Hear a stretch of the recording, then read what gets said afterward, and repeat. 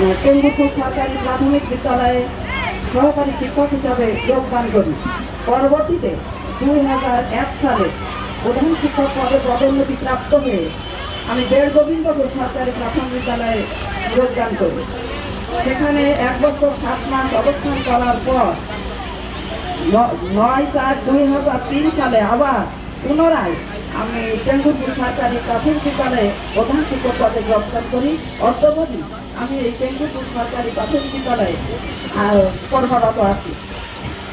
আমার এই টেঙ্গুপুর গ্রামবাসী, এসএমসি, পিটিএ, গণ্যমান্য ব্যক্তিবর্গ সবাই অতীব ভালো, যার কারণে আমি 30 বছর এখানে থাকতে পেরেছি।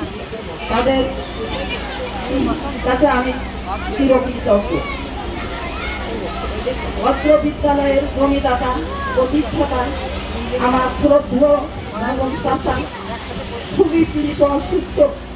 আমি ওনার জন্য সকলের কাছে দোয়া করি, আল্লাহ যদি ওনার হাত লিখে থাকেন উনি যেন ওনার সুস্থতা কামনা করি। আমার বর্তমান সভাপতি তিনিও অতীব ভদ্র।